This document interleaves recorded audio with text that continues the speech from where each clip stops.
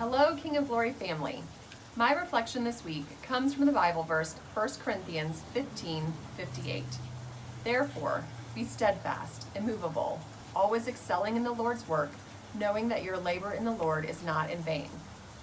I can't help but think of my family every time I hear this verse. I come from a family of doers. I'm blessed with them on both sides. Many of you that came from the Midwest have very similar relatives. A little German, a little Norwegian. That work ethic, it's just in our blood. When I was in junior high and high school, I spent many a Saturday morning helping my grandmother clean her house. It was easier when I was in junior high because my mom would drive me out to their farm, so I'd just get to work.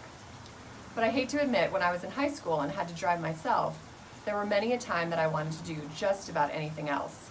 Yet each time I'd do a thorough job, and I'd be so glad that I went. And now, as often as I think back to those times, I cherish all of that one-on-one time with my grandmother. The conversations we had, the stories that she told, the faith that she shared. She was a woman of strong faith.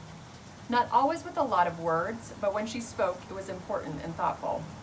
And a shining example that I've carried with me of how to persevere and know that God will see me through to sunnier times. I brought this work ethic down with me from North Dakota just over 20 years ago. I'd gone to college to get corporate America healthy, or at least that's what I told my grandfather, who as a farmer rancher was very concerned that I'd be able to find a job doing that. After a couple of great jobs that gave me wonderful training and experiences, I know God's hand led me to the American Heart Association, where my personal and professional passions have joined together. Now I'm not just focused on corporate America, I'm focused on all Americans. Every day I focus on not only how to fund the work needed to ensure everyone has the tools to lead a longer, healthier life, but also that the environments that we live in provide us with ways to make the healthy choice the easy choice. Believe it or not though, when I first started working at the Heart Association, the personal health part fell by the wayside. I wasn't really taking care of my health, which also meant I wasn't being the best leader I could be for my team or the organization. One day, I woke up and realized that if I was going to talk about leading a healthy lifestyle, I needed to have one for myself. So for the last decade, I've been focused on getting up every morning and working out. And when I think about the words steadfast and immovable, that very accurately describes my workout schedule.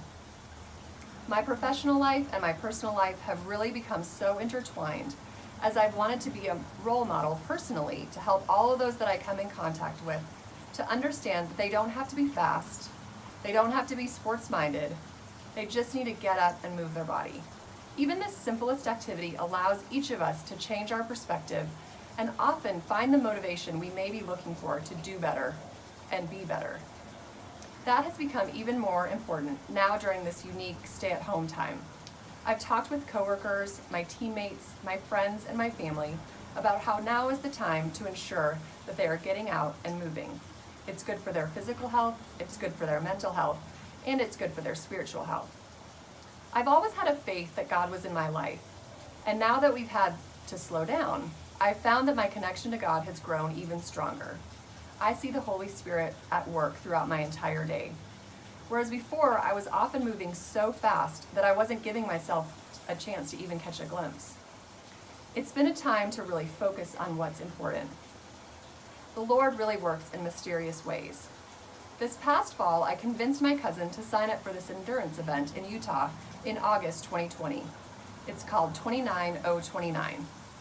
Over the course of 36 hours, we'll climb a mountain in Utah 13 times, taking a gondola down in between. And when we finish the 13th ascent, we'll have climbed 29,029 feet, which is the same height as Mount Everest. Crazy? Probably. But since April 3rd, I've received a training plan every 2 weeks to get me ready for this event. I've been more dedicated than ever, and every morning when my alarm goes off, I'm up, putting the time in so that I'll be ready to get up that mountain again and again. I'm confident that this training has helped me get through the last several months of a completely different work environment, health challenges with family and friends, and being the leader that I need to be for my team. I can't tell you how many mornings that I know God spoke to me, sometimes through a song in a workout, a virtual instructor's words, or a Bible verse sent to me by a friend that morning, to keep not only pushing through that workout, but through the day, the week, the month. That this effort was not in vain. This consistent training also helped me get through the disappointment of finding out last week that the 29:029 event in Utah has been moved to August 2021. But don't think I'm just coasting now. Instead, we are doing a virtual event with the other 248 people. Since there aren't the hills in Texas that we need, my cousin and I have chosen the option of walking for 20 hours. I know God's hand will continue to be on my back as I complete this challenge and hopefully inspire others to go after their goals. So when you question if something you are doing is worth it, or you try to find the motivation to get up and make it happen, I want to remind you of 1 Corinthians 15:58. Therefore, be steadfast, immovable, always excelling in the Lord's work, knowing that your labor in the Lord is not in vain. Thank you for your time.